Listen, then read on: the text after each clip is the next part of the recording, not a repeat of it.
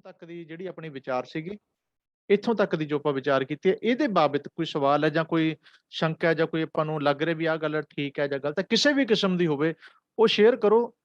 ਫਿਰ ਬੇਨਤੀ ਕਰ ਰਹੇ ਹਾਂ, ਇਹੀ ਵਿਚਾਰ ਹੈ ਨਾ ਜਿਹੜੀ, ਇਹ ਸਾਨੂੰ ਅਗਲੀਆਂ ਪੌੜੀਆਂ ਚੜ੍ਹਨ ਵਿੱਚ ਸਹਾਇਕ ਹੋਏਗੀ। ਅਗਲੀਆਂ ਪੌੜੀਆਂ ਅਸੀਂ ਇੱਥੋਂ ਹੀ ਚੜ੍ਹਨੀਆਂ ਸਾਡੀਆਂ ਸੌਖੀਆਂ ਹੋਣਗੀਆਂ। ਠੀਕ ਹੈ ਨਾ। ਪਰਮਜੀਤ ਸਿੰਘ ਵੀਰ ਜੀ ਦਰਾਹੇ ਵਾਲੇ ਨੂੰ ਮੈਂ ਬੇਨਤੀ ਕਰਦਾ ਵੀ ਵੀਰ ਜੀ ਤੁਸੀਂ ਪਹਿਲਾਂ ਆਓ, ਕਿਉਂਕਿ ਕੱਲ ਆਪਣਾ ਟੌਪਿਕ ਬਹੁਤ ਸੋਹਣਾ ਚੱਲਿਆ ਸੀਗਾ ਤੇ ਕੱਲ ਸਾਡੀ 3 ਸੈਸ਼ਨ ਚੱਲੇ, 11 ਵਜੇ ਤੱਕ ਮੀਟਿੰਗ ਚੱਲਦੀ ਰਹੀ ਹੈ। ਸਾਰੀਆਂ ਸੰਗਤਾਂ ਦੀ ਜਾਣਕਾਰੀ ਵਾਸਤੇ ਦੱਸ ਦਿੰਦੇ ਆ, ਤੇ ਕਾਫੀ ਸੰਗਤਾਂ ਚਲੋ ਸਾਡੇ ਨਾਲ ਜੁੜੀਆਂ ਵੀ ਰਹੀਆਂ ਐਂਡ ਤੱਕ। ਤੇ 11 ਤੋਂ ਬਾਅਦ ਫਿਰ 12 ਵਜੇ ਤੱਕ ਸਰਬਜੋਤ ਸਿੰਘ ਤੇ ਦਾਸ ਦੀ ਕਲਾਸ ਚੱਲੀ, ਫਿਰ 1 ਘੰਟਾ, ਉਹ 'ਚ ਵੀ ਬੜਾ ਆਨੰਦ ਬਣਿਆ। ਤੇ ਮੈਂ ਤਾਂ ਹੀ ਬੇਨਤੀ ਕਰਦਾ ਵੀ ਆਪਾਂ ਇਹਨੂੰ ਕੁਛ ਸਮਝੀਏ। ਹਾਂਜੀ ਵੀਰ ਜੀ, ਆਓ ਵਿਚਾਰ ਦਿਓ। ਵਾਹਿਗੁਰੂ ਜੀ ਖਾਲਸਾ, ਵਾਹਿਗੁਰੂ ਜੀ ਕੀ ਫਤਿਹ। ਹਾਂਜੀ ਹਾਂਜੀ, ਬਹੁਤ ਵਧੀਆ ਤੁਸੀਂ ਦੱਸਿਆ ਹੁਕਮ ਬਾਰੇ ਵੀ ਸਭ ਕੁਛ ਹੁਕਮ 'ਚ। ਆਪਾਂ ਕੱਲ ਵੀ ਆਪਣੀ ਗੱਲ ਉੱਥੋਂ ਹੀ ਸ਼ੁਰੂ ਹੋਈ ਸੀ, ਜਿਹੜੀ ਮੈਨੂੰ ਕੋਈ ਲੱਗਿਆ ਸੀ ਫਰਕ ਵੀ ਜਦੋਂ ਕੋਈ ਗਲਤ ਹੁੰਦਾ ਤਾਂ ਵੀ ਪ੍ਰਮਾਤਮਾ ਉਹ ਫਿਰ ਮੈਨੂੰ ਇਹ ਸਮਝ ਲੱਗੀ ਆ ਤੁਹਾਡੀ ਅੱਜ ਦੀ ਕਥਾ ਤੋਂ ਵੀ ਹੁਕਮ ਜੋ ਹੁੰਦਾ ਹੈ ਉਹ ਪ੍ਰਮਾਤਮਾ ਦਾ ਹੈਗਾ, ਤੇ ਉਹਦੇ ਨਾਲ ਹੀ ਸਾਰਾ ਕੁਛ ਹੋ ਰਿਹਾ। ਜੋ ਜੋ ਜੋ ਵੀ ਹੋ ਰਿਹਾ ਹੈਗਾ ਉਹ ਵਰਤ ਹੁਕਮ ਉਸੇ ਦਾ ਰਿਹਾ ਹੈ, ਪਰ ਜਿਹੜੇ ਅਸੀਂ ਹੈਗੇ ਆ ਸਾਡੇ ਰਾਹੀਂ ਸਮਝ ਲਓ ਵਰਤਾਇਆ ਜਾ ਰਿਹਾ ਜਾਂ ਸਾਡੇ ਰਾਹੀਂ ਵਰਤ ਰਿਹਾ, ਠੀਕ ਹੈ ਜੀ, ਇਨਡਾਇਰੈਕਟਲੀ ਉਹ ਸਾਡੇ ਨਾਲ ਨੇ, ਪਰ ਕਿਸੇ ਨਾ ਕੁਛ ਸਾਨੂੰ ਆਜ਼ਾਦੀ ਵੀ ਆ, ਅਸੀਂ ਕੁਛ ਕਰ ਵੀ ਰਹੇ ਹਾਂ। ਪੂਰੀ ਤਰ੍ਹਾਂ ਉਹਨਾਂ ਦੇ ਹੈ ਵੀ ਨਹੀਂ ਗੇ, ਤੇ ਉਹ ਹੈਗੇ ਵੀ ਸਾਡੇ ਨਾਲ ਨੇ, ਕੁਛ ਏਦਾਂ ਲੱਗਿਆ। ਤੇ ਤੁਸੀਂ ਹੁਕਮ ਦੀ ਅੱਜ ਪਰਿਭਾਸ਼ਾ ਦੱਸੀ, ਉਹ ਹੁਕਮ ਦੀ ਸਾਰੀ ਵਿਆਖਿਆ ਕਰੀ ਵੀ ਹੁਕਮ ਦੇ ਵਿੱਚ ਹੁਣ ਸਭ ਕੁਛ ਹੈ, ਹੁਕਮ ਸਭ ਠੀਕ ਹੈ। ਥੋੜ੍ਹੀ ਜਿਹੀ ਵੀ ਹੁਕਮ ਦੀ ਪਰਿਭਾਸ਼ਾ ਹੋਰ ਖੁੱਲ ਜਾਵੇ ਵੀ ਅਸਲ 'ਚ ਕੀ ਮਤਲਬ, ਜੇ ਥੋੜ੍ਹੀ ਜਿਹੀ ਹੋਰ ਖੁੱਲ ਜਾਵੇ ਪਰਿਭਾਸ਼ਾ ਕੀ ਆ, ਡੈਫੀਨੇਸ਼ਨ ਕੀ ਆ ਹੁਕਮ। ਆਪਾਂ ਤੁਸੀਂ ਤਾਂ ਕਹਿੰਦੇ ਵੀ ਹੁਕਮ ਨੂੰ ਮੰਨੋ, ਵੀ ਹੁਕਮ ਪ੍ਰਮਾਤਮਾ ਦਾ ਚੱਲਦਾ, ਉਹ ਸਰਵ ਕੁਛ ਉਹ ਗੁਰਬਾਣੀ ਦੇ ਵਿੱਚ ਹੈਗਾ ਆ। ਮੈਨੂੰ ਉਹ ਗੁਰਬਾਣੀ ਦੇ ਆਧਾਰਿਤ ਮਤਲਬ ਜਿਹੜੀ ਮਤਲਬ ਸ਼ੋਰਟੈਸਟ ਡੈਫੀਨੇਸ਼ਨ ਹੁਕਮ ਦੀ ਵੀ ਕੀ ਹੋਊਗਾ, ਥੋੜ੍ਹੀ ਹੋਰ ਮੈਨੂੰ ਸੌਖਾ ਹੋਊਗਾ। ਠੀਕ ਹੈ ਵੀਰ ਜੀ, ਬਹੁਤ ਧੰਨਵਾਦ। ਬਹੁਤ ਵਧੀਆ ਵੀਰ ਜੀ ਨੇ ਕੱਲ ਗੱਲ ਕੀਤੀ ਸੀਗੀ, ਕੱਲ ਵਿਚਾਰ ਵਿੱਚ। ਤੇ ਵਿਚਾਰ ਦਾ ਇਹੀ ਫਾਇਦਾ ਹੁੰਦਾ ਹੈ ਕਿ ਇਹਦੇ ਚੋਂ ਸਾਨੂੰ ਫਿਰ ਲੱਭਦਾ ਬਹੁਤ ਕੁਛ ਹੈ ਜਦੋਂ ਅਸੀਂ ਵਿਚਾਰਾਂ ਦੀ ਸਾਂਝ ਪਾਉਂਦੇ ਇੱਕ ਦੂਸਰੇ ਨਾਲ। ਤੇ ਮੈਂ ਇੱਕ ਬੇਨਤੀ ਕਰਦੇ ਵੀ ਆਪਾਂ ਕਿਸੇ ਨੂੰ ਵੀ ਇਹਦੇ 'ਚ ਇਹ ਨਹੀਂ ਕਹਿਣਾ, ਨਾ ਕੋਈ ਗਲਤ ਵੀ ਨਹੀਂ, ਠੀਕ ਹੈ। ਘੱਟ ਵੱਧ ਦਾ ਫਰਕ ਜ਼ਰੂਰ ਹੁੰਦਾ ਹੈ, ਇਹ ਕੁਦਰਤੀ ਹੈ, ਸੁਭਾਵਿਕ ਹੈ। ਤੋ ਹਰੇਕ ਦਾ ਸਵਾਲ ਹੈ ਉਹ ਸਤਿਕਾਰਯੋਗ ਹੈ, ਰਿਸਪੈਕਟਡ ਹੋ ਤੁਸੀਂ ਸਾਰੇ ਸਾਡੇ ਵਾਸਤੇ। ਤੇ ਤੁਹਾਡੀਆਂ ਜਿੰਨੀਆਂ ਭਾਵਨਾਵਾਂ ਨੇ, ਆਸਾਮਾਂ ਨੇ, ਸ਼ੁਭ ਇਛਾਵਾਂ ਨੇ, ਉਹ ਵੀ ਸਾਡੇ ਨਾਲ ਨੇ, ਉਹ ਵੀ ਸਾਰੀਆਂ ਵਰਕ ਕਰ ਰਹੀਆਂ ਨੇ ਆਪਣੇ ਵਿੱਚ। ਤੋ ਗੱਲ ਸਿਰਫ ਆਪਾਂ ਸਮਝਣਾ ਹੀ ਆ ਬਸ, ਆਪਾਂ ਸਭ ਨੇ ਹਨਾ ਵੀ, ਮਤਲਬ ਇਹਨੂੰ ਕਹਿੰਦੇ ਹੁੰਦੇ ਆ ਵੀ ਜੇ ਅਸੀਂ 2 ਕਦਮ ਅੱਗੇ ਆ ਤਾਂ ਦੂਜੇ ਦਾ ਹੱਥ ਫੜ ਕੇ ਉਹਨੂੰ ਨਾਲ ਰਲਾ ਕੇ ਚੱਲਣਾ। ਹੋਏ ਇਕੱਤਰ ਮਿਲੋ ਮੇਰੇ ਭਾਈ, ਦੁਬਿਧਾ ਦੂਰ ਕਰੋ ਲਿਵ ਲਾਇ। ਇਹ ਵੀਰ ਜੀ ਨੇ ਤਾਂ ਗੱਲ ਕਰ ਦਿੱਤੀ, ਮੈਨੂੰ ਹੋਰ ਵੀ 2-3 ਪਾਸਿਓਂ ਇਸ਼ਾਰਾ ਆ ਚੁੱਕਿਆ ਵੀ ਹੁਕਮ ਨੂੰ ਹੋਰ ਖੋਲਿਆ ਜਾਵੇ। ਇੱਥੋਂ ਇੱਕ ਗੱਲ ਤੇ ਹੋ ਗਈ ਵੀ ਵਾਕਈ ਹੁਕਮ ਬਹੁਤ ਇੰਟਰਸਟਿਡ ਟੌਪਿਕ ਹੈ ਤੇ ਵਾਕਈ ਸਮਝਣ ਵਾਲਾ ਵਿਸ਼ਾ ਹੈ। ਤੇ ਜੇ ਇਹ ਸਾਨੂੰ ਸਮਝ ਆ ਜਾਏ ਤੇ ਸਾਡੇ ਅੰਦਰ ਬਹੁਤ ਜ਼ਿਆਦਾ ਇੱਕ ਇਨਕਲਾਬ ਆ ਸਕਦਾ, ਅਧਿਆਤਮਿਕ ਇਨਕਲਾਬ, ਜੇ ਵਾਕਈ ਜੇ ਹੁਕਮ ਦੀ ਖੇਡ ਸਮਝ ਆ ਜਾਏ।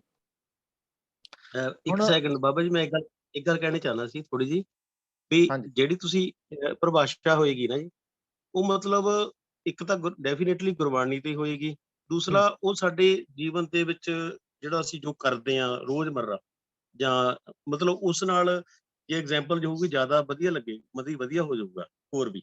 ਠੀਕ ਬਾਕੀ ਹੈ, ਹਾਂ ਤੁਸੀਂ ਜੋ ਠੀਕ ਹੈ, ਬਿਲਕੁਲ ਅੱਛੀ ਗੱਲ ਹੈ ਤੁਹਾਡੀ, ਬਿਲਕੁਲ। ਹਾਂ, ਐਗਜ਼ਾਮਪਲ ਅਸਲੀ ਉਹੀ ਹੋਣੀ ਚਾਹੀਦੀ ਹੈ ਜਿਹੜੀ ਸਾਡੇ ਜੀਵਨ ਦੇ ਵਿੱਚੋਂ ਸਾਨੂੰ ਸਮਝ ਆ ਜਾਏ, ਪ੍ਰੈਕਟੀਕਲ ਲਾਈਫ ਦੇ ਵਿੱਚੋਂ ਸਮਝ ਆ ਜਾਏ, ਹਨਾ, ਉਹ ਬਿਲਕੁਲ ਈਜ਼ੀ ਹੁੰਦੀ ਹੈ। ਤੇ ਮੇਰਾ ਆਪਣਾ ਵੀ ਰੁਝਾਨ ਤਕਰੀਬਨ ਇਹੀ ਹੁੰਦਾ ਵੀ ਪ੍ਰੈਕਟੀਕਲ ਲਾਈਫ ਦੇ ਵਿੱਚੋਂ ਹੀ ਗੱਲ ਕੀਤੀ ਜਾਵੇ, ਜ਼ਿਆਦਾ ਸੌਖੀ ਸਮਝ ਆ ਜਾਂਦੀ। ਤੇ ਗੁਰੂ ਸਾਹਿਬ ਨੇ ਵੀ ਨਾ ਗੁਰਬਾਣੀ ਵਿੱਚ ਤਕਰੀਬਨ ਉਹਨਾਂ ਨੇ ਲਾਈਫ ਦੇ ਵਿੱਚੋਂ ਐਗਜ਼ਾਮਪਲ ਨਹੀਂ, ਉਦਾਹਰਨਾਂ, ਪਤੀ ਪਤਨੀ ਦੇ ਰਿਸ਼ਤੇ ਦੀ ਗੱਲ ਕੀਤੀ, ਮਾਂ ਬਾਪ ਦੇ ਰਿਸ਼ਤੇ ਦੀ ਗੱਲ ਕੀਤੀ, ਹਨਾ, ਹਾਂਜੀ ਜਾਂ ਜਿਵੇਂ ਰਾਜਾ ਪ੍ਰਜਾ ਦੀ ਗੱਲ ਕੀਤੀ, ਮਾਨ ਅਪਮਾਨ ਦੀ ਹਾਂਜੀ ਗੱਲ ਕੀਤੀ, ਕਿਉਂਕਿ ਇਹ ਸਾਰਾ ਕੁਛ ਸਾਡੇ ਨਾਲ ਹਰ ਦਿਨ, ਹਰ ਰੋਜ਼, ਹਰ ਵੇਲੇ ਅਸੀਂ ਇਸੇ ਮਾਹੌਲ ਦੇ ਵਿੱਚ ਵਿਚਰਦੇ ਹਾਂ, ਇਹਨਾਂ ਰਿਸ਼ਤਿਆਂ ਦੇ ਵਿੱਚ ਵਿਚਰਦੇ ਹਾਂ। ਤਾਂ ਉਹ ਸਾਰੀਆਂ ਗੱਲਾਂ ਕੀਤੀਆਂ। ਹਾਂਜੀ, ਚਲੋ ਆਪਾਂ ਗੱਲ ਕਰਦੇ ਹਾਂ। ਮੈਂ ਕੋਸ਼ਿਸ਼ ਕਰ 1 ਮਿੰਟ ਮੈਂ ਹੋਰ ਪੁੱਛ ਲਵਾਂ। ਸੰਗਤ ਵਿੱਚੋਂ ਬੇਨਤੀ ਹੈ ਜੀ ਹੋਰ, ਕਿਉਂਕਿ ਸਾਡੇ ਨਾਲ ਕਾਫੀ ਹੋਰ ਮੇਰੇ ਤੋਂ ਬਹੁਤ ਜ਼ਿਆਦਾ ਅਗਾਂਹ ਵਧੂ ਸੂਝਵਾਨ ਵੀ ਵੀਰ ਭੈਣਾਂ ਹੈਗੇ ਨੇ। ਤੇ ਉਹਨਾਂ ਨੂੰ ਵੀ ਬੇਨਤੀ ਹੈ ਵੀ ਤੁਸੀਂ ਵੀ ਕੋਈ ਸੁਝਾਅ ਦੇ ਦਿਓ, ਤੇ ਜੇ ਵੀਰ ਜੀ ਦੇ ਸਵਾਲ ਦਾ ਉੱਤਰ ਤੁਹਾਡੇ ਚੋਂ ਕਿਸੇ ਕੋਲ ਹੈ ਹੋਰ ਵਧੀਆ ਹੋ ਸਕਦਾ ਹੈ, ਤੇ ਉਹ ਜ਼ਰੂਰ ਤੁਸੀਂ ਸਾਂਝਾ ਕਰੋ, ਕਿਉਂਕਿ ਇਹਦੇ 'ਚ ਇਹ ਨਹੀਂ ਵੀ ਇੱਕੋ ਬੰਦੇ ਨੇ ਦੱਸਣਾ ਬਾਕੀਆਂ ਨੇ ਪੁੱਛਣਾ ਜਾਂ ਇੱਕੋ ਹੀ ਸਿਆਣਾ, ਨਹੀਂ, ਆਪਾਂ ਸਾਰੇ ਇੱਕ ਬਰਾਬਰ ਹੀ ਚੱਲ ਰਹੇ ਹਾਂ ਜਾਂ ਬਰਾਬਰ ਹੋਣ ਵਾਸਤੇ ਆਪਾਂ ਤੁਰ ਰਹੇ ਹਾਂ। ਤੋ ਜੇ ਕੋਈ ਜਿੰਨੇ ਵਿਚਾਰ ਤੁਸੀਂ ਹੁਣ ਤੱਕ ਸੁਣੀਆਂ, ਪਰਮਜੀਤ ਸਿੰਘ ਵੀਰ ਜੀ ਦਾ ਜੋ ਸੁਝਾਅ ਤੇ ਸਵਾਲ ਆਇਆ ਤੇ ਉਹ ਤੋਂ ਪਹਿਲਾਂ ਜੋ ਵਿਚਾਰ ਚੱਲੀ, ਉਹਦੇ ਬਾਬਤ ਮੈਂ ਬੇਨਤੀ ਕਰੂੰਗਾ ਜ਼ਰੂਰ ਜਿਨ੍ਹਾਂ ਨੂੰ ਕੁਛ ਥੋੜਾ ਬਹੁਤਾ ਪਤਾ ਹੈ ਜਾਂ ਕਹਿਣਾ ਚਾਹੁੰਦੇ ਨੇ ਉਹ ਜ਼ਰੂਰ ਬੋਲਣ। ਭਾਈ ਸਾਹਿਬ ਜੀ, ਹਾਂਜੀ। ਹਾਂਜੀ, ਆਪਣੇ ਸਤਿਕਾਰਯੋਗ ਪਰਮਜੀਤ ਸਿੰਘ ਜੀ ਉਹਨਾਂ ਨੇ ਕਿਹਾ ਵੀ ਸ਼ਾਰਟਸ ਸਮਝਾਓ, ਤਾਂ ਜਿਵੇਂ ਆਪਣੇ ਡੇਲੀ ਰੋਜ਼ਮਰਰਾ ਦੀ ਜ਼ਿੰਦਗੀ 'ਚ ਆਪਾਂ ਬਰੀਦ ਕਰਦੇ ਹਾਂ ਨਾ, ਆਪਾਂ ਸਾਹ ਲੈਂਦੇ ਹਾਂ, ਹੂੰ। ਤੇ ਉਹ ਆਪਾਂ ਨੂੰ ਸਾਹ ਵੀ ਉਹਦੇ ਹੁਕਮ 'ਚ ਹੀ ਆ ਰਹੇ ਨੇ। ਜੇ ਹੂੰ। ਮਤਲਬ ਮੰਨ ਲਓ ਜਦੋਂ ਬੰਦਾ ਪੂਰਾ ਹੋ ਜਾਂਦਾ ਵਾ, ਡੈਡ ਹੋ ਜਾਂਦਾ ਵਾ, ਤਾਂ ਉਹ ਹੁਣ ਕੀ ਨਿਕਲ ਜਾਂਦਾ ਉਹਦੇ 'ਚੋਂ, ਬੋਡੀ ਤਾਂ ਉਹਦੀ ਹੁੰਦੀ ਆ, ਪਰ ਉਹਦੀ ਸੱਤਾ, ਪਰਮੇਸ਼ਰ ਦੀ ਸੱਤਾ ਭਾਵ ਕਿ ਆਤਮ ਨਿਕਲ ਜਾਂਦੀ ਹੈ, ਉਹਦਾ ਹੁਕਮ ਨਿਕਲ ਜਾਂਦਾ। ਠੀਕ ਹੈ, ਠੀਕ ਹੈ, ਬਹੁਤ ਵਧੀਆ। ਹਾਂਜੀ, ਸੋਹਣਾ ਪੁਆਇੰਟ ਹੈ ਤੁਹਾਡਾ। ਹੁਕਮ ਦੇ ਵਿੱਚ ਜੀਵ ਚੱਲਦਾ ਹੈ ਤੇ ਹੁਕਮ ਨਾਲ ਹੀ ਚੱਲਦਾ ਹੈ, ਹੁਕਮ ਨਾਲ ਹੀ ਇਹ ਪੂਰਾ ਹੋ ਜਾਂਦਾ ਜਾਂ ਇਹਨੂੰ ਸਰੀਰ ਛੱਡਣਾ ਪੈਂਦਾ ਹੈ। ਠੀਕ ਹੈ, ਇੱਕ ਤੇ ਇਹ ਹੋ ਗਈ ਵਿਆਖਿਆ, ਬਹੁਤ ਵਧੀਆ। ਹੋਰ ਜੀ, ਮੈਂ ਰਵਿੰਦਰ ਸਿੰਘ ਜੁੜੇ ਨੇ ਸਾਡੇ ਨਾਲ, ਰਵਿੰਦਰ ਸਿੰਘ ਛੱਤੀਸਗੜ੍ਹ ਤੋਂ। ਹਾਂਜੀ ਰਵਿੰਦਰ ਸਿੰਘ ਜੀ, ਹੈਲੋ ਰਵਿੰਦਰ ਸਿੰਘ। ਖਾਲਸਾ ਵਾਹਿਗੁਰੂ ਜੀ ਕੀ ਫਤਿਹ ਜੀ। ਵਾਹਿਗੁਰੂ ਜੀ ਕੀ ਫਤਿਹ। ਹਾਂਜੀ, ਆਓ ਜੀ, ਕਰੋ ਵਿਚਾਰ। ਵਿਆਖਿਆ ਤੁਸੀਂ ਕਰਤੀ ਹੈ ਵਧੀਆ। ਹੁਕਮ ਤਾਂ ਦੋ ਤਰ੍ਹਾਂ ਦਾ ਹੀ ਚੱਲਦਾ, ਸੰਸਾਰ ਪੈਦਾ ਹੀ ਹੁਕਮ ਦੇ ਪਰਪਸ ਨਾਲ ਹੋਇਆ ਹੈ। ਦਸਮ ਪਾਤਸ਼ਾਹ ਨੇ ਉੱਥੇ ਕਲੀਅਰ ਕਰਿਆ ਚੰਡੀ ਦੀ ਵਾਰ ਦੇ ਵਿੱਚ, ਖੰਡਾ ਪ੍ਰਥਮਾ ਸਾਧਕਾ ਜਿਹਨੇ ਸਭ ਸਹਿ ਸਾਰ ਉਪਾਇਆ। ਸੰਸਾਰ ਦੀ ਰਚਨਾ ਹੀ ਹੁਕਮ ਤੋਂ ਹੋਈ ਆ, ਦੋ ਤਰ੍ਹਾਂ ਦੇ ਹੁਕਮ ਤੋਂ। ਉਹ ਤੁਸੀਂ ਕਲੀਅਰ ਕਰਤੀ ਹੈ ਪਹਿਲਾਂ ਗੱਲ ਵਿਚਾਰ ਨਾਲ, ਮੈਂ ਉਹਦੇ ਵਿੱਚ ਜ਼ਿਆਦਾ ਵਿਚਾਰ ਹੁਣ ਦੇ ਨਹੀਂ ਪਾਊਂਗਾ। ਇੱਕ ਆਪਣਾ ਹੁਕਮ, ਇੱਕ ਪਰਮੇਸ਼ਰ ਦਾ ਹੁਕਮ, ਇਹ ਦੋਨੇ ਚੱਲਦੇ ਰਹਿੰਦੇ ਨੇ, ਕਿਉਂਕਿ ਮਾਇਆ ਬ੍ਰਹਮ ਰਵੈ ਸਦ ਸੰਗ। ਮਾਇਆ ਵੀ ਰਹਿਣੀ ਆ ਤੇ ਬ੍ਰਹਮ ਵੀ ਰਹਿਣਾ।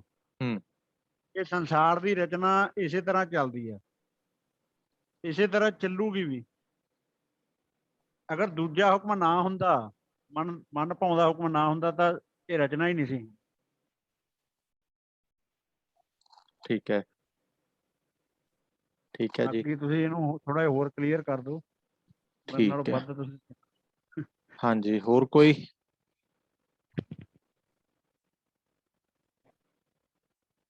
ਠੀਕ ਹੈ ਜੀ, ਬਹੁਤ ਧੰਨਵਾਦ। ਹਾਂਜੀ, ਦੇਖੋ ਆਪਾਂ ਹੁਣ ਜਿਹੜੀ ਪਹਿਲਾਂ ਗੱਲ ਕੀਤੀ ਸੀ,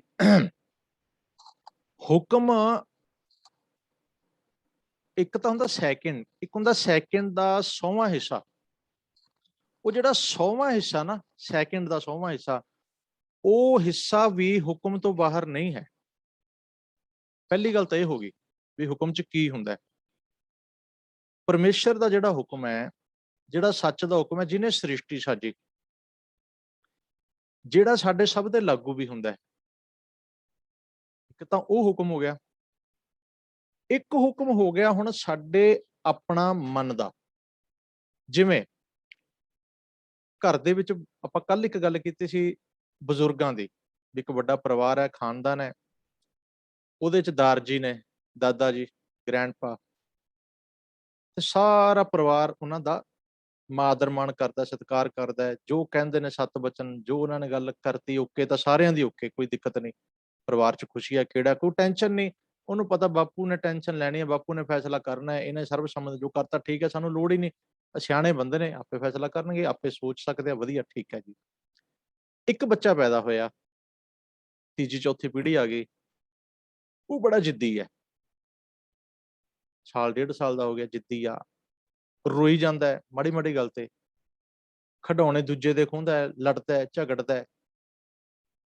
ਹੁਣ ਉੱਥੇ ਕੀ ਹੋ ਗਿਆ, ਹੁਣ ਉਹਨੂੰ ਕਹਿੰਦੇ ਨੇ ਹੁਕਮ ਨਾਲ ਟਕਰਾਅ ਪੈਦਾ ਹੋ ਗਿਆ। ਜਿਉਂ-ਜਿਉਂ ਵੱਡਾ ਹੋ ਰਿਹਾ ਨਾ, ਉਹ ਕਹਿੰਦਾ ਵੀ ਮੈਂ ਨਹੀਂ ਫੋਲੋ ਕਰਦਾ। ਦੇਖੋ ਹੁਣ ਜਿਹੜਾ ਉਹਦਾ ਜਨਮ ਹੋਇਆ, ਉਹ ਤਾਂ ਪਰਿਵਾਰ ਦੇ ਹੁਕਮ 'ਚ ਹੋਇਆ ਨਾ। ਜਨਮ ਲੈਣ ਤੋਂ ਬਾਅਦ ਉਹਨੇ ਹੁਕਮ ਕੀ ਮਨ ਭਾਵਦੇ ਵਾਲੇ ਪਾਸੇ ਤੁਰ ਪਿਆ। ਉਹ ਕਹਿੰਦਾ ਮੈਂ ਤਾਂ ਕਰੂੰਗਾ ਮਰਜ਼ੀ।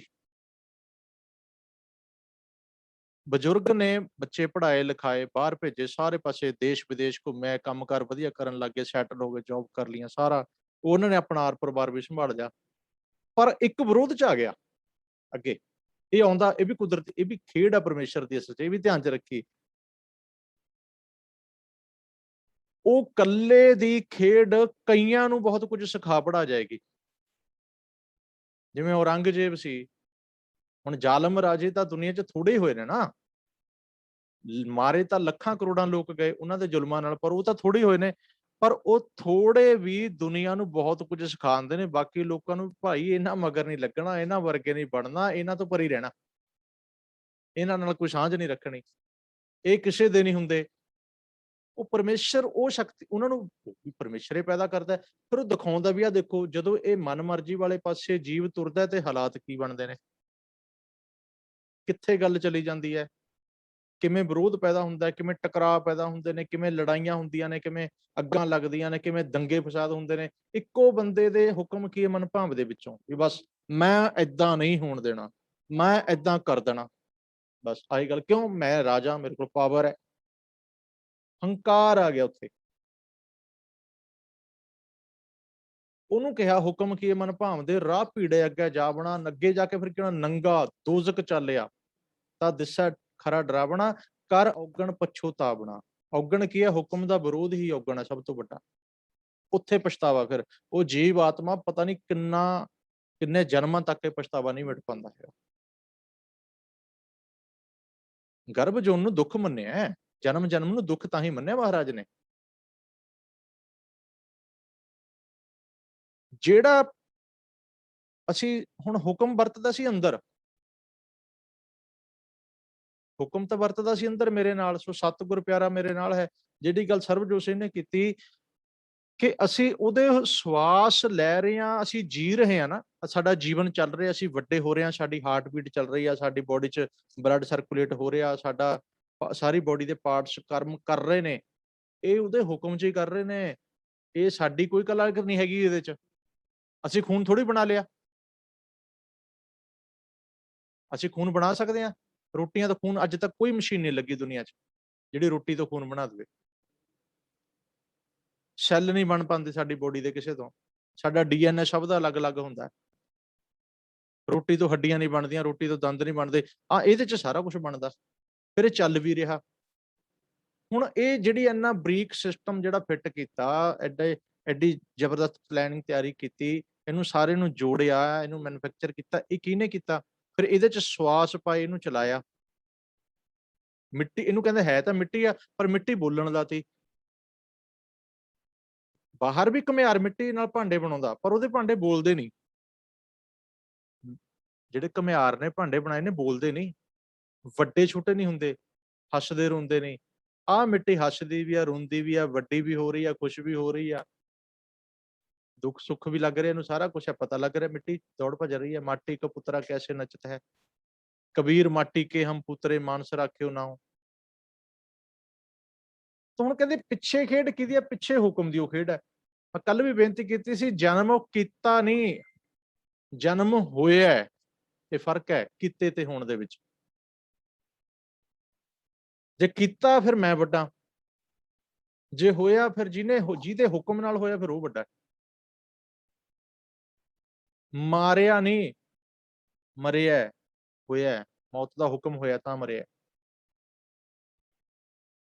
ਹੁਣ ਉਹ ਹੁਕਮ ਦੀ ਖੇਡ ਜਿਹੜੀ ਨਾ, ਜਿਹੜਾ ਅੰਦਰ ਹੁਕਮ ਵਰਤਦਾ ਹੈ, ਜਿਹੜਾ ਹਰ ਵੇਲੇ ਵਰਤ ਰਿਹਾ ਹੈ, ਉਸ ਹੁਕਮ ਨੂੰ ਸਮਝਣਾ। ਉਹਨੂੰ ਸਮਝਣ ਵਾਸਤੇ ਹੁਣ ਕੀ ਹੈ? ਸਮਝਣ ਵਾਸਤੇ ਇਹਨੂੰ ਅਕਲ, ਮਤ, ਬੁੱਧ ਬਰੀਕ ਕਰਨੀ ਪੈਣੀ ਹੈ, ਸਮਝ ਲੈਣੀ ਪੈਣੀ ਹੈ, ਮਤ ਤੀਖਣ ਕਰਨੀ ਪਏਗੀ। ਜਿਹਨੂੰ ਕਬੀਰ ਜੀ ਨੇ ਕਿਹਾ, ਕਬੀਰ ਮਹਿੰਦੀ ਕਰਕੇ ਘਾਲਿਆ, ਆਪ ਪਿਸਾਏ ਪਿਸਾਏ। ਕਹਿੰਦੇ ਮਹਿੰਦੀ ਬਣਨਾ ਪੈਣਾ ਸਾਨੂੰ। ਮਹਿੰਦੀ ਦਾ ਅਰਥ ਹੁੰਦਾ ਕਿੰਨੀ ਬਰੀਕ ਹੁੰਦੀ ਹੈ ਮਹਿੰਦੀ। ਸੁਰਮਾ ਕਹਿ ਲਓ, ਬਰੀਕ ਹੋਵੇ, ਜੇ ਉਹ ਚ ਰੰਤੀ ਮਾਤਰ ਕਿੜਕ ਰਹਿ ਜਾਵੇ ਰੜਕਣ ਲੱਗ ਜਾਂਦੀ ਹੈ। ਰੜਕ ਨਹੀਂ ਚਾਹੀਦੀ, ਰੰਚਕ ਮਾਤਰ ਵੀ ਭਰਮ ਨਹੀਂ ਚਾਹੀਦਾ ਮੱਤ ਚ। ਹੁਣ ਦੇਖੋ, ਘਰ ਦੇ ਵਿੱਚ ਬੱਚੇ ਨੇ, ਮਾਂ ਬਾਪ ਦਾ ਹੁਕਮ ਚੱਲਦਾ ਹੈ, ਬੱਚੇ ਖੇਡਦੇ ਵੀ ਨੇ, ਸ਼ਰਾਰਤਾਂ ਵੀ ਕਰ ਜਾਂਦੇ ਨੇ, ਲੜ ਵੀ ਪੈਂਦੇ ਨੇ, ਪਰ ਮੁੜ ਕੇ ਆ ਕੇ ਸਾਰਾ ਫੈਸਲਾ ਫੇਰ ਮਾਂ ਬਾਪ ਤੇ ਆ ਕੇ ਸੈੱਟ ਹੋ ਜਾਂਦਾ। ਉਹ ਕੋਈ ਗਲਤੀ ਕਰਕੇ ਉਹ ਬਖਸ਼ ਵੀ ਦਿੰਦਾ, ਉਹ ਖੁਸ਼ ਵੀ ਹੋ ਜਾਂਦਾ, ਉਹ ਕਹਿੰਦਾ ਕੋਈ ਨਹੀਂ ਡੈਡੀ ਸੌਰੀ, ਚਲੋ ਮੰਨ ਗਏ। ਮਾਂ-ਬਾਪ ਨੇ ਸਮਝਾ ਲਿਆ, ਫਿਰ ਪਿਆਰ ਨਾਲ ਸਿੱਖਿਆ ਵੀ ਦਿੱਤੀ, ਸਮਝਾ ਵੀ ਦਿੱਤਾ। ਫਿਰ ਉਹਨੂੰ ਪਤਾ ਲੱਗਿਆ ਬੱਚੇ ਨੂੰ ਵੀ ਹਾਂ ਮੈਂ ਅੱਜ ਆਹ ਗਲਤੀ ਕਰਨ ਲੱਗਿਆ ਸੀ, ਪਰ ਨਹੀਂ ਮੇਰੇ ਮੰਮੀ ਡੈਡੀ ਨੇ ਸਿੱਖਿਆ ਦਿੱਤੀ ਵੀ ਏਦਾਂ ਨਹੀਂ ਕਰੀਦਾ ਤਾਂ ਆਹ ਨੁਕਸਾਨ ਹੁੰਦਾ। ਉਹ ਕਹਿੰਦਾ ਵੀ ਠੀਕ ਹੈ, ਮੈਂ ਉਹਨਾਂ ਦੀ ਗੱਲ ਮੰਨਣੀ ਹੈ। ਉਹ ਕੀ ਆ ਗਿਆ, ਉਹਨੂੰ ਕਹਿੰਦੇ ਹੁਕਮ 'ਚ ਆ ਗਿਆ। ਸਕੂਲ ਉਹ ਆਪੇ ਗਿਆ, ਮਾਂ-ਬਾਪ ਸਕੂਲ ਨਹੀਂ ਗਏ। ਖੇਡਣ ਉਹ ਆਪ ਹੀ ਗਿਆ, ਨਾਨਕੇ ਦਾਦਕੇ ਘੁੰਮਣ ਆਪ ਹੀ ਗਿਆ ਇਕੱਲਾ, ਮਾਂ-ਬਾਪ ਨਹੀਂ ਗਏ ਉੱਥੇ ਨਾਲ। ਪਰ ਹੁਕਮ ਦੇ ਰੂਪ 'ਚ ਮਾਂ-ਬਾਪ ਨਾਲ ਹੀ ਨੇ, ਸੰਸਕਾਰ ਦੇ ਰੂਪ 'ਚ, ਸਿੱਖਿਆ ਦੇ ਰੂਪ 'ਚ, ਉਹਨਾਂ ਦੁਆਰਾ ਦਿੱਤੀ ਮੱਤ ਤੇ ਗਿਆਨ ਦੇ ਰੂਪ 'ਚ। ਜਿਵੇਂ ਕਿ ਪਰਮਜੀਤ ਵੀਰ ਜੀ ਦੇ ਘਰੋਂ ਭੈਣ ਜੀ ਦਾ ਕੀ ਨਾਮ ਹੈ, ਹਰਬਿੰਦਰ ਕੌਰ ਭੈਣ ਜੀ, ਟੀਚਰ ਨੇ ਉਹ ਸਾਡੇ 'ਚ। ਉਹ ਟੀਚਰ ਵੀ ਸਾਡੇ ਨਾਲ ਜੁੜੇ ਨੇ। ਧੰਨਵਾਦ ਟੀਚਰਾਂ ਦਾ, ਰਿਸਪੈਕਟ ਆ, ਸਤਿਕਾਰ ਹੈ। ਭੈਣ ਜੀ ਨੂੰ ਵਾਹਿਗੁਰੂ ਜੀ ਕਾ ਖਾਲਸਾ, ਵਾਹਿਗੁਰੂ ਜੀ ਕੀ ਫਤਿਹ। ਹੁਣ ਆਪਾਂ ਸਾਰੇ ਟੀਚਰਾਂ ਤੋਂ ਪੜ੍ਹੇ ਹਾਂ। ਅਸੀਂ ਜਦੋਂ ਟੀਚਰ ਕੋਲ 1 ਸਾਲ ਪੜ੍ਹਦੇ ਹਾਂ, 1 ਸਾਲ ਪੜ੍ਹਨ ਤੋਂ ਬਾਅਦ ਸਾਡਾ ਐਗਜ਼ਾਮ ਹੁੰਦੇ ਨੇ, ਹਨਾ। ਹੁਣ ਐਗਜ਼ਾਮੀਨੇਸ਼ਨ ਸੈਂਟਰ ਦੇ ਵਿੱਚ ਜਿੱਥੇ ਸਾਡੇ ਪੇਪਰ ਹੋਣੇ ਨੇ, ਕੀ ਉੱਥੇ ਕੋਈ ਟੀਚਰ ਨਾਲ ਜਾਂਦਾ ਹੈ? ਹੁਣ ਹੁਕਮ ਦੀ ਖੇਡ ਕੀ ਹੈ? ਆਪਾਂ ਨੇੜੇ ਆ ਰਹੇ ਹਾਂ। ਮੈਨੂੰ ਲੱਗਦਾ ਸ਼ਾਇਦ ਕਾਫੀ ਹੱਦ ਤੱਕ ਇਹ ਮਸਲਾ ਮੈਨੂੰ ਲੱਗਦਾ ਹੱਲ ਹੋ ਜਾਣਾ ਚਾਹੀਦਾ ਸਾਡਾ। ਐਗਜ਼ਾਮੀਨੇਸ਼ਨ ਸੈਂਟਰ ਦੇ ਵਿੱਚ ਟੀਚਰ ਕਦੇ ਵੀ ਨਾਲ ਨਹੀਂ ਜਾਂਦਾ, ਕਿਸੇ ਦਾ ਵੀ ਨਹੀਂ ਜਾਂਦਾ। ਬੇਸ਼ੱਕ ਟੀਚਰ ਦਾ ਬੱਚਾ ਵੀ ਹੋਵੇ, ਉਹ ਵੀ ਨਹੀਂ ਜਾ ਸਕਦਾ। ਟੀਚਰ ਇਹ ਨਹੀਂ ਕਹਿ ਸਕਦਾ ਮੇਰਾ ਬੱਚਾ ਜੀ ਮੈਂ ਟੀਚਰ ਨਾ, ਨਹੀਂ ਨਾ। ਪਰ ਹਰੇਕ ਵਿਦਿਆਰਥੀ ਦੇ ਨਾਲ ਟੀਚਰ ਹੁੰਦਾ ਵੀ ਆ। ਹੁਣ ਦੱਸੋ ਕਿਵੇਂ ਹੁੰਦਾ?